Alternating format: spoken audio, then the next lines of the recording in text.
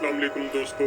चीन और इंडिया के दरमियान 1962 के बाद पहली मर्तबा की शिदगी इंतहाई अरूज पर है। बल्कि ये कहना चाहिए कि ये सारी अग्रेशन चाइना की तरफ से ही दिखाई जा रही है, क्योंकि इंडियन आर्मी का इस वक्त वही हाल है जो किसी गाय का चीते के सामने होता है। लेकिन बेचारा इंडियन मीडिया अपनी आवाम को झूठी तसल्लियां दे रहा है। पहले जरा सुन लें कि इंडियन मीडिया क्या कहता है, फिर आपको हकीकत बताएंगे। जरा सुनिए।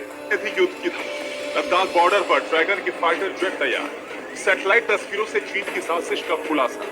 चीन को करारा जवाब देने के लिए हिंदुस्तान तैयार। इनके बीच चीन के राष्ट्रपति शी जिनपिंग ने अपनी सेना को युद्ध के लिए तैयार रहने का ऐलान कर दिया, तो हिंदुस्तान भी करारा जवाब देने के लिए तैयार। आदि की लद्दाख क्षेत्र में चीन की ओर से लगातार सैनिकों की तादाद बढ़ाई जा रही है। इस बढ़ती तादाद को देखते हुए अब भारत भी अपनी तैनाती को बढ़ाएगा। चीन ने न केवल अपने सैनिकों की बड़ी संख्या को सीमा के पास तैनात कर दिया, बल्कि ऊंचाई वाले इलाके में लड़ाकू विमान J-11 और J-16S को भी ऑपरेट करना शुरू कर दिया।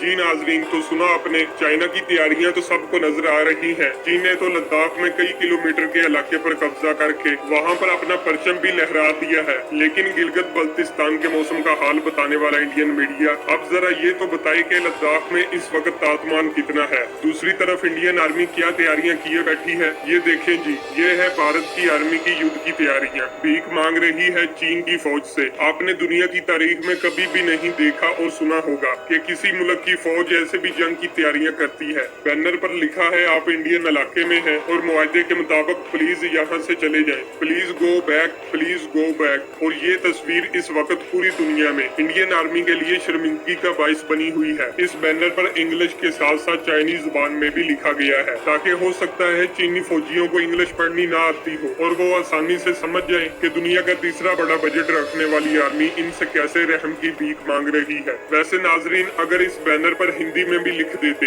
तो अच्छा था, ताकि करोड़ों की तादाद में गरीब और अनपढ़ जनता भी आसानी से पढ़ लेती कि उनके हिस्से का बजट खाने वाली आर्मी बॉर्डर पर कैसे युद्ध की तैयारियां कर रही है। और रही बात चीनी फजाइया की, तो J-11 और J-16 तो मुकम्मल तैयार है, लेकिन उसके मुकाबले में इंडियन एयरफोर्स के पास क्या है? कुछ भी तो नहीं। 27 फरवरी की मार अभी तक इंडियन एयरफोर्स नहीं भूली और न ही उसके नफ्सियाती दबाव से बाहर आई है। पाक फजाइया का मुकाबला तो कर नहीं सकी, चीन की फजाइया का मुकाबला कैसे करेगी? वैसे अब तो इंडिया ने भी ये कहना शुरू कर दिया है कि ये सब कुछ चीन पाकिस्तान के कहने पर कर रहा है। भाई ये आपने पहले सोचना था। जब आप रोजाना गिलगित बल्तिस्तान पर हमले की धमकियां दोगे और चीन के अरबों डॉलर के प्रोजेक्ट CPEC को मुतासर करने की कोशिश करोगे, तो चीन अपने मफादात का तहफ़्फ़ुज़ जरूर करेगा।